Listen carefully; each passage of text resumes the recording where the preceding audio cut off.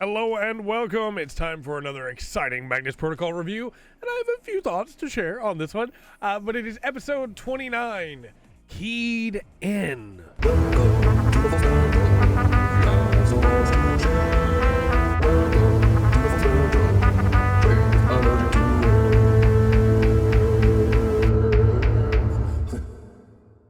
Our classification is CAT 2RB 4254-12020-13052024.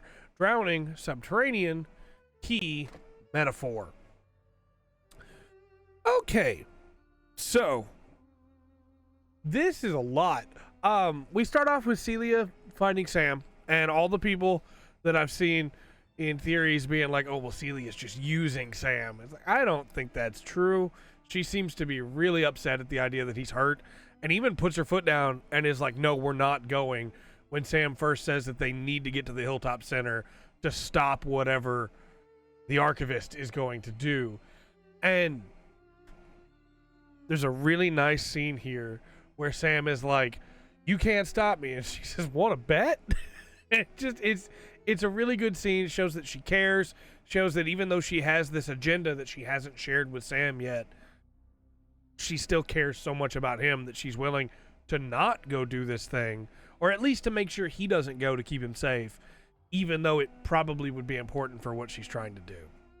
Now, there's a couple little interesting lines here, like how the statement seemed like it was almost an accident, and how this creature was searching for something through Sam's memories, and it found what it was looking for in the Hilltop Center, apparently. And so maybe it's not feeding on the memories as much as it is devouring them to take them in and process them. Maybe there is a purpose, a specific thing it's looking for, and it's not just trying to eat. Maybe it's trying to go back home. So then we get a case that comes up while Gwen is alone, and it's a very interesting case for her specifically, and also just why is Chester giving her this one now? Because it is about a couple that have been married for 50 years and a key that can unlock anything. And is that supposed to be a clue for Gwen or a warning for Gwen? Hey, you think this thing that you've done is going to help, but actually you've missed the key entirely and you're just trying to jimmy the lock right now. I don't know. We'll see. But this case is fascinating for a lot of reasons. It is a homicide report of a woman, and specifically her diary, of Viola Lock, and the diary is covered in blood because evidently she went through with what she talks about at the end. But it is the story of her and her husband. They go to Prague, and they've been to Prague before when he proposed originally, but they go back to Prague. And for 50 years, their lock was supposed to be on Lover's Bridge, right? Now, they didn't know that the locks had all been cleared off before then. But then he finds a little offshoot by the bridge when he's come back to try and propose to her again, and things have gone poorly, and he's threw his back out, and a man named Andre, spelled a very interesting way, had to help him back up. And I don't say interesting because I think there's anything wrong with spelling Andre with a J on the end, just that I feel like that's a name we should remember. That is an Andre that I thought I could find clues on, and I did not. I really thought that would be simple, but I could not. And I feel like that's going to be an important person moving forward, because Andre is also the one that finds her later on in the tunnels. Anyway, they find their lock, and it's not... Finding their lock is interesting, right? It matters, but it's nowhere near as interesting to me as everything else. The door with the key that has the sign of the Knights of Malta on it. The man dressed in floppy hat and soaked clothing playing a manky game of cards. Specifically, his cards are all messed up and everything too, making looking deck of cards, as the transcript says. And I want to quote this part out here when it comes to the Malta too, because at the base of the staircase was a colossal wooden door. There was a thick white key in place of a knocker that had 4 spiky arrows pointing inwards at the handle end. Because when I first read that, I thought, oh, okay, well, the sign was on the door. But the sign is on the key, which is very interesting. Very interesting indeed. We're going to talk about this key a little bit more as we move forward, but effectively, inside this museum were a lot of locks. And this museum, Stan calls it the Lock Museum. I think the translation is a little closer to the Locked Museum, but it probably works either way. I don't speak Czech, so I'm not sure. But in this, they find locks from all across history, including a very interesting lock that is just a wooden bar, a wooden bolt, right?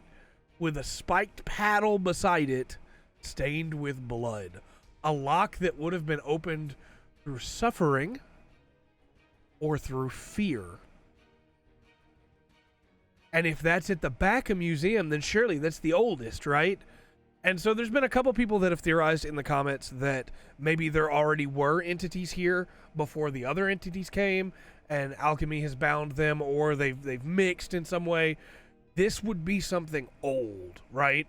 And so maybe the fears got pulled through a long time ago and alchemy has just harnessed them now, or maybe this is something else.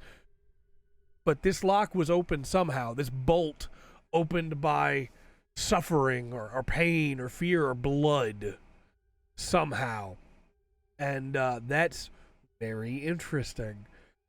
Finding their lock, of course, is what sets everything off. The door shuts, the water starts to rush in, and Viola finds a trap door. She opens it, goes through. Stan goes to follow and falls and cracks his skull. And he must have been dead, right? She surely didn't hear his cries for help and his pain as she unlocks her heart. She unlocks the key, or unlocks the lock, and locks the trap door with it.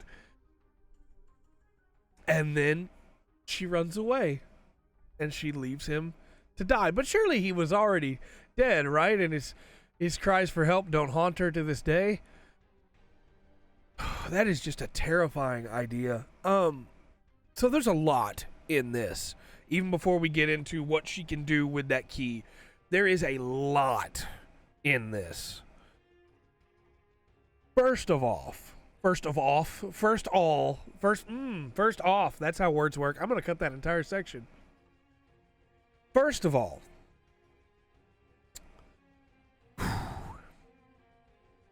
there's so much. Is this specifically a transmutation of the heart? It's her going through this experience and choosing to leave who she was behind to become someone new. Is this Rosicrucianism? I had to make sure I had the word so that I said it right. An experience that changes you and transmutes you from who you are? Or is this instead unlock your heart, as in find the secret within yourself to be able to change Hermeticism style, right? Also, the Knights of Malta are a really interesting call out here. For anybody who doesn't know, the Knights of Malta are a knightly order that were once the Knights Hospitaller, right? Or Hospitaller, as some people say. And they were heavily involved in the Crusades. And unlike the Knights Templar, which have stopped existing and followed the Benedictine order of the Catholic Church, the Knights Hospitaller followed the Augustine order and still exist today. They're called the Knights of Malta. And there's a lot of history there, and there's a lot of conjecture there. There is so much about the Knights of Malta that is kept secret, and things that are kept behind lock and key, right? But a lot of people theorize, and it is still just theories for the most part right now, because we obviously can't know the full history of the Knights of Malta since they keep it all locked away. But I say locked away. I haven't been there and asked myself, but there's a lot about the Knights of Malta that we don't know. And I'm not saying that our Knights of Malta are definitely hiding alchemical secrets, but there are theories that our Knights of Malta might have been tied into alchemy and esotericism, and that they had been hiding that behind the veil.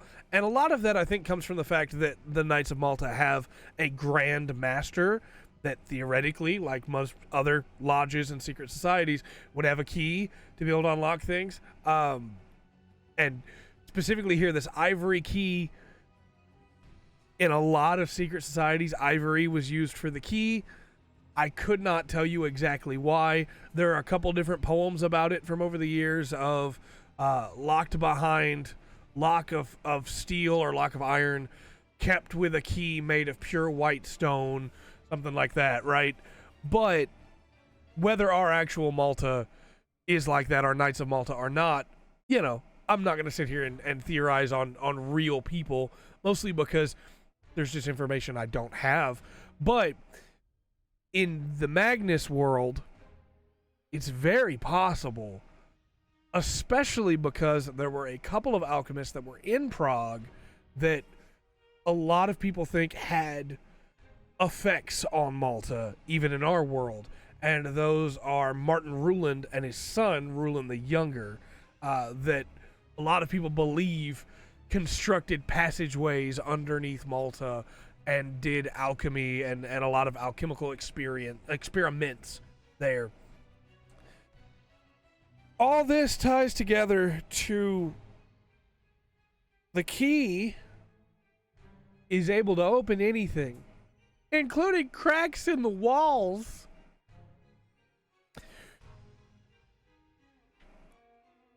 So is this key alchemical? Is this key a relic from like a reliquary from like the Vatican? What is this key from beyond space and time? Like, where did this thing come from that is able to open anything? Is it like the dice from death, or is it like the violin that we had before?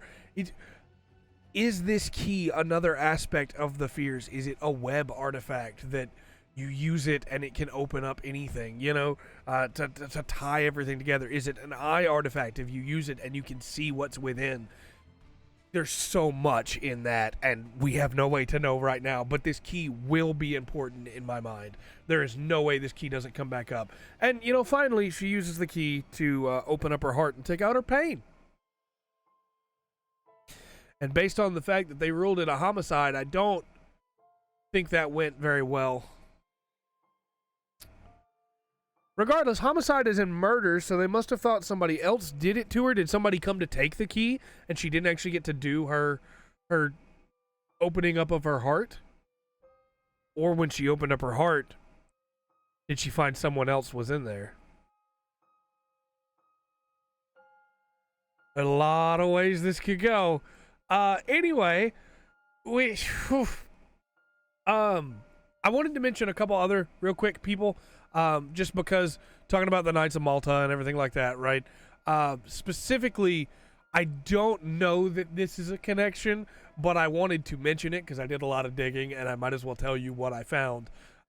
But the Grandmaster, the first Grandmaster of the Hospitaller Knights was Blessed Gerard, or Jared, spelled the same way as old Jared Key. And that just has stood out to me. Also, the fact that Jared's last name is Key, that's just stood out to me a little bit. And the fourth leader of the Knights Hospitaller was Gilbert of Assaili. And Gilbert, you know, being the man that we met last episode, and the Magnus, could be a completely different person. I compared him to Guy de Ray back then, but, you know, it could be someone important.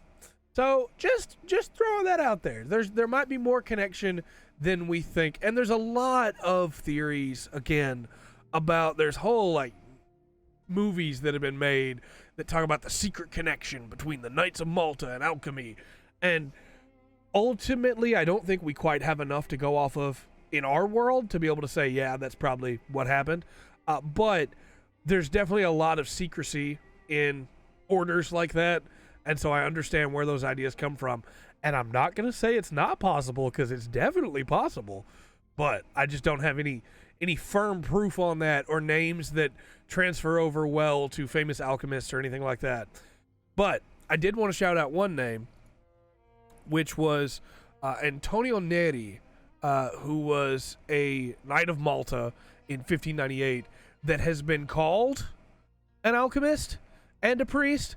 Now, whether this man actually exists or not, I could not verify, but it is an interesting thing that there is at least one priest that supposedly belonged to the Knights of Malta that was also supposedly an alchemist. And I say supposedly only because, again, I don't have firm proof on any of that. But all told, is the key alchemical? Probably.